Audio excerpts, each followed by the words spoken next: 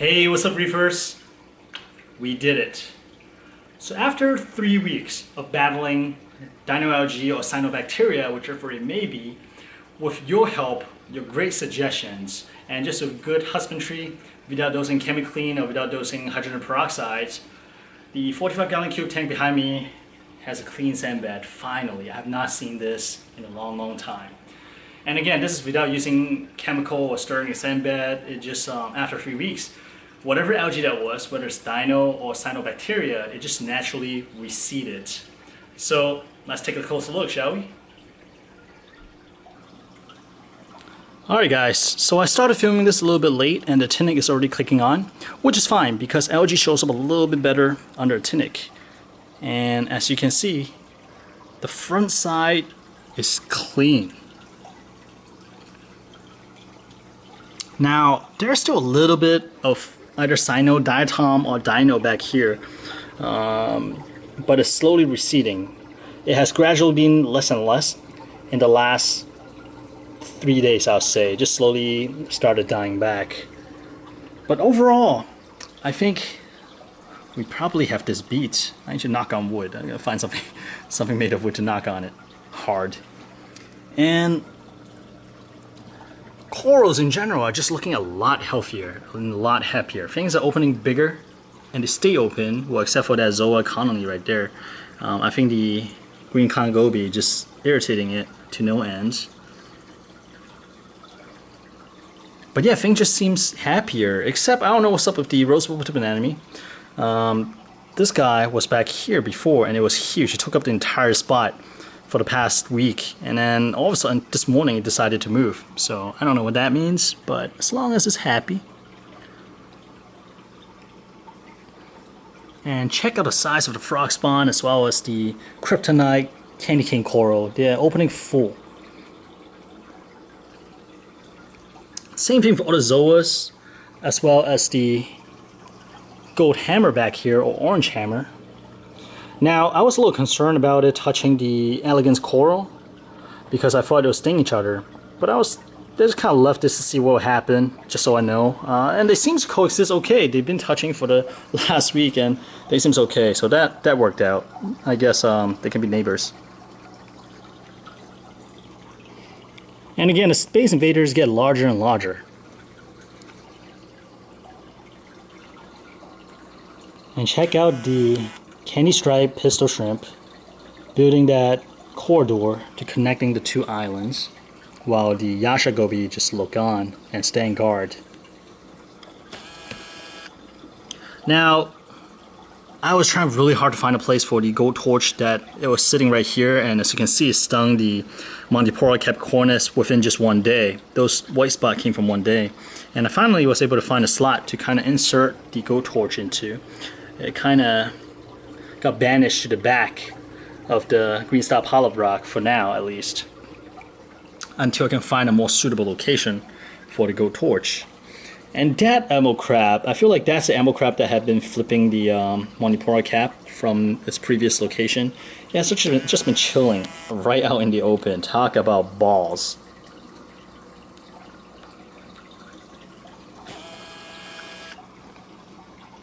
But yeah, I am just over the moon. This is the second time over the moon. The first time over the moon is that the male Yasha Goby showed up again. This is the second time over the moon. I can finally see white sand without going into a more drastic measure, whether it's getting a sand sifting starfish or a diamond goby. It seems like a lot of people are a huge fan of the diamond goby. I was slightly hesitant simply because I have the Yasha Goby. I'm not sure how well they'll play with each other. And also, I heard that some certain diamond gobies would kind of drop sand on corals that are sitting on a sand bed or sitting low in the tank. And I would rather not have to take a turkey baster to kind of blow sand off corals, so I just kind of held off to see if all the changes to the sump would help. And it looks like it helped. Yeah, I'm just really happy with the results. Thank you so much, guys. And I think, sorry for all the watermark. I think it's the two clowns fighting and the female clowns kind of splashing water out here. But I think, along with all the changes to the sump, it kind of bring my water chemistry up to speed as well. So things just seems a lot happier. And I think switching to RODI water really made a huge difference as well. But let's take a look, and I'll just do a really quick recap to see what I've done to make this happen. I'm sorry to the viewer that has been following, so this may be a little review, but for a new viewer, this may be nice, especially if you're having algae issue. So I think it's really hard to justify which change kind of clear out this algae problem for me. So I just really quickly go through all of them. So I think personally, the major change I did is that I switched from tap water to RODI water. My tap water's TDS was measuring about, I'm trying to remember, 100, was it about 120-ish, if I remember right. You may have to check out some of my older video, I'm going by memory right now. I think it's 120-ish. And I never did a TDS test before until I got that pen from Amazon. After seeing that, I knew that, okay, tap water is a huge issue.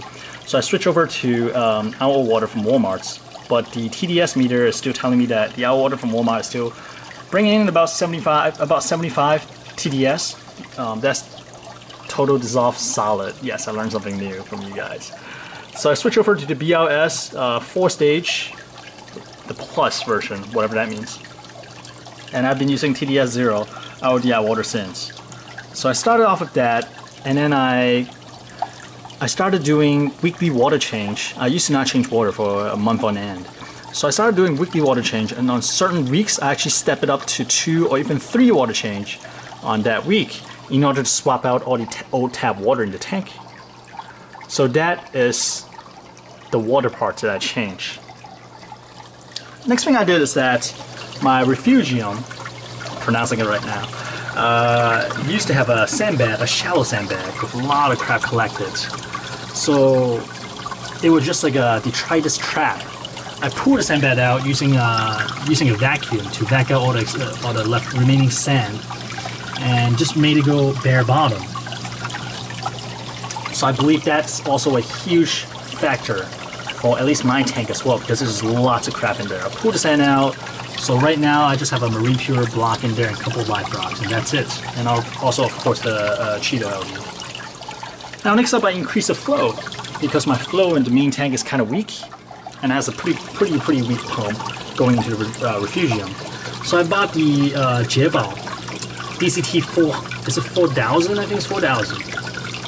So I used that as main pump, and I moved the previous main pump, the Eheim 16, is it 1620? Man, you cannot, okay, wait, 1250, I think it's 1250. You may have to double check in my previous video, sorry.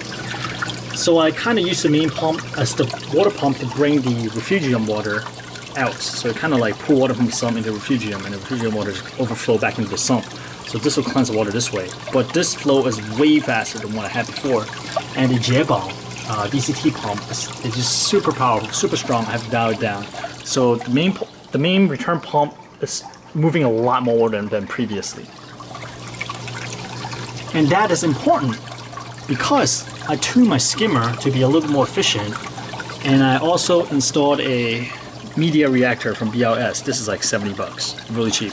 And it comes with a MaxiJet 1200. Remember those guys? And in here I'm running GFO and a carbon mix. Now, the foam pads got separated after a week or so because the water is pushing down this way. So I should really move the foam pad down to kind of keep it in place. But since the media not tumbling, so I figure it's okay, nothing's grinding. And I'll fix this in the next time I'm switching the media out. Another thing that I added is filter sock, because I'm relying a lot more on mechanical filtration like some of you guys recommended, because the refugium is not large enough. So I'm more relying on mechanical filtration at this point.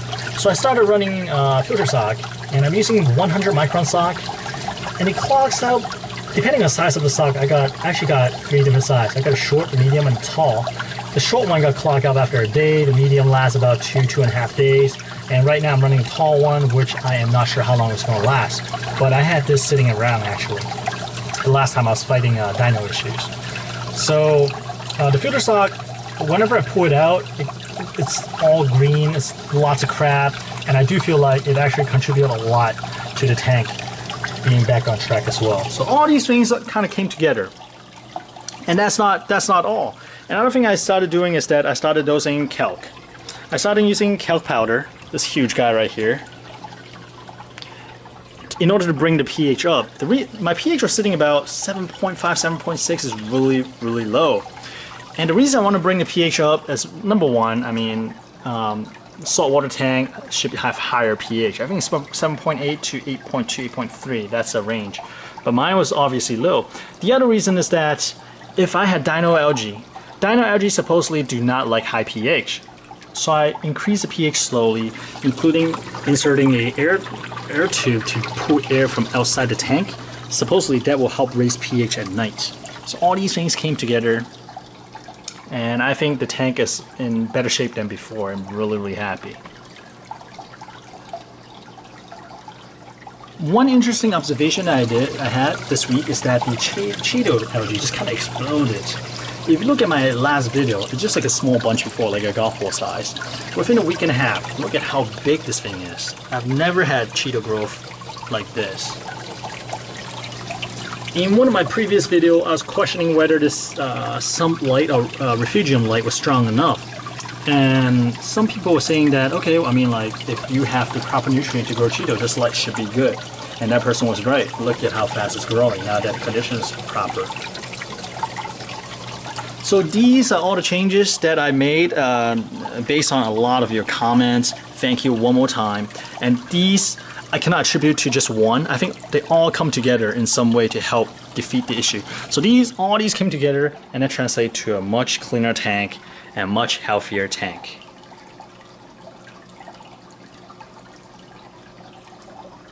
Yeah, I'm just really happy. The algae issue was so bad that at one point I was like, should I just restart? I didn't tell you guys this, but I was seriously considering, should I just restart with RDI water and just do it right? But I'm just really glad that the algae issue is gone. Finally have a clean tank to look at and more things to look forward to.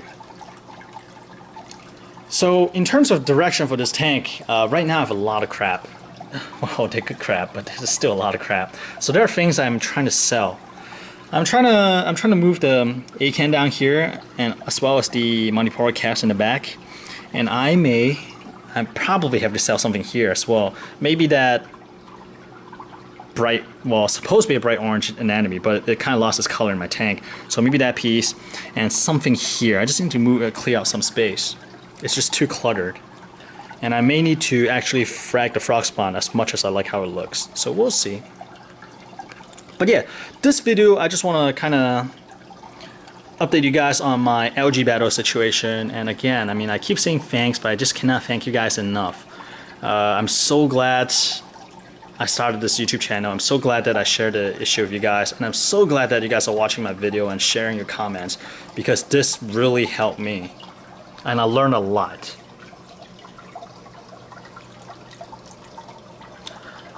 Right, so besides moving some of the corals, I may start moving some of the fish as well. The hippo tang, or the blue tang, is getting big. It's almost the size as the female clown now, and that's kind of where I drew the line, saying that, okay, if he grew to the size of the female clown, I'll probably get him out, regardless of my new tank is ready or not. So I'll probably be pulling him out really, really soon. And the other guy I'm thinking about pulling out is actually the green clown Goby, because even though right now he looks like an angel, but whenever I approach a tank, regardless of where he is, he'll kind of squeeze his way past all the corals to get in front of the tank ready for food. And man, it really disturbed the corals, especially that Zoa right there. For some reason, it just does not respond well to all these touches. Everything else seems to be okay. But I'm seriously thinking about pulling him out as well. Now it's a matter of catching these fish. It's this guy and the blue tang. I think the blue tang will be easy because he sleep right among the frog spawn. One night I'll just kind of wake up super late or early and just pull the frog spawn out and get a fish out. That should be easy. It's more the green clown Goby that I have to kind of scratch my head and figure out how to catch him.